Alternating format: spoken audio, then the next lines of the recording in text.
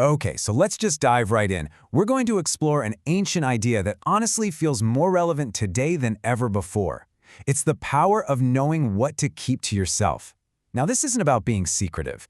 For the Stoic philosophers, this was a discipline, a way to guard your inner peace and your focus. I mean, you know the feeling, right? In this world of constant updates, it feels like there's this unspoken pressure to announce every goal, share every struggle, and post every single small win. But have you ever wondered if that pressure to share is actually costing us something? Something really vital? And that right there is the heart of what we're talking about. You've got our modern culture, which is all about total transparency, but then you have these ancient thinkers, guys like Marcus Aurelius and Seneca, who believed our real strength, our real peace, comes from being selective, choosing what we share and what we protect for ourselves. So what was their big answer to all the chaos of the world? Well, it was a philosophy designed to build this unshakable inner fortress. They called it an inner citadel, a place of peace inside you that external events just can't touch.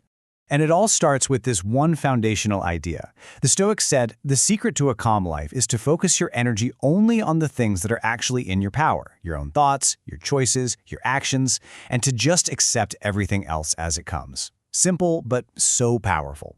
And this quote from Marcus Aurelius, who was a Roman emperor, by the way, he just nails it. He reminds us that our true power isn't about controlling the world around us, but about mastering our response to it. That's where the strength is. And then you have the philosopher Seneca, who adds this really practical layer. He's basically telling us to be super intentional about who we let into our inner circle. Think about it. Not everyone has earned the right to hear your deepest struggles or your biggest dreams. Oh, I love this one. Zeno, the guy who started Stoicism, he uses this simple little fact about our bodies to make a huge point. Sometimes, listening is way more powerful than speaking. All right, so let's get practical. How does this apply to something we all think about constantly, our future? We're talking about your biggest goals, your most important ambitions. The question is, should you be shouting them from the rooftops? And Marcus Aurelius gives us the classic Stoic answer right here. Don't just talk about the person you want to become. Don't just announce your goals. Be that person. Let your actions do all the talking. But, how does this ancient wisdom really stack up against what we know today? It's actually a super interesting comparison. The Stoics would say keeping your goals quiet saves your energy for the real work. Modern science, on the other hand, shows it's a bit more complicated than that. So get this, there's a real psychological reason for keeping quiet. Research shows that when you get praised too early, it can actually trick your brain into feeling like you've already done the work, which can totally kill your motivation. And it turns out who you tell and how you tell them matters a lot. Accountability is huge, for sure, but it works best with a trusted friend, not necessarily a public announcement. It's all about being strategic. Okay, let's switch gears and apply this to something else. The stuff that can really weigh us down. Our past, our regrets, our wounds, our mistakes. The Stoics believed we need to protect our energy here, too.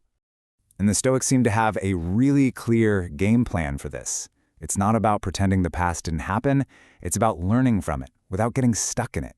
And look at that last step. There it is again. Choose your confidence wisely. It all comes back to being selective about who you share these things with. And Seneca, wow, he just hits on this deep psychological truth.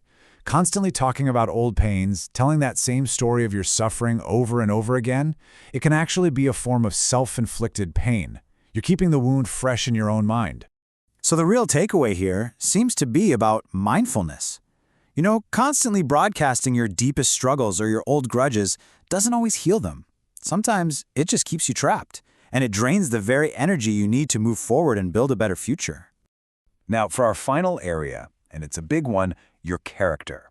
This is all about your good deeds, your integrity, and ultimately, where you find your sense of self-worth. This image really captures the choice the Stoics are asking us to make.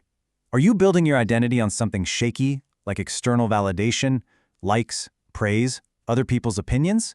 Or are you building it on solid rock, on your own character, your own integrity? The philosopher Epictetus, a man who was born a slave and became a legendary teacher, he just puts it so bluntly. The moment you depend on praise from other people, you become their slave. Your happiness is no longer in your own hands. For the Stoics, real character is proven through action, not through announcemements. You do good deeds without needing an audience. You stay away from gossip, and when you do achieve something, you accept it with humility and keep going. Virtue, they believed, is its own reward. You don't need a parade. So after all that, looking at our future, our past, and our character, what's the big takeaway here? It really all boils down to one powerful concept. And let's be absolutely clear on this. The Stoic art of silence is not about being cold or distant or building walls around yourself. It's actually an act of self-respect. It's about recognizing that your inner world, your thoughts, your energy, your focus, is incredibly precious. It's really the art of being intentional. It's about consciously deciding who has earned the right to hear your story and protecting your energy for the things that truly matter: your actions, your growth, and your own peace of mind. And this quote just perfectly sums up the end goal.